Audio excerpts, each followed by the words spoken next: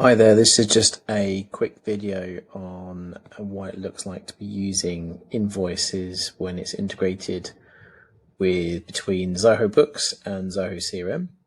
So if you go into Zoho CRM, you can see I'm here. If I go into deal, I just choose any deal.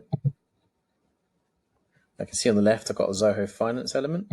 If I click on that, I can actually create an estimate, but I'm just going to create an invoice on this demo. You can see automatically it comes through the account name with the shipping, in the billing address information. You've also got the deal name, got an invoice number. I can give it an order number if I wish.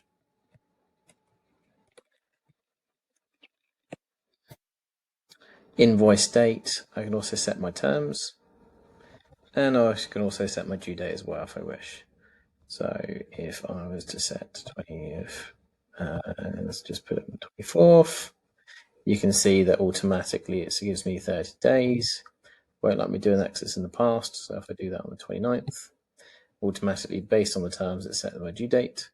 I can put a subject if I wish, and then I can add in my services. So what we can help you with is put in products if need be. For now, I've got one. Choose my quantity, automatically pull from my rate, and then I can go through and save that invoice. Once that's saved, you can see that invoice is a draft. Go back. And if I go to Zoho Finance, I can now see that invoice is connected to my overall deal, which I've got there. Now, if I go into Invoices, just do a quick refresh.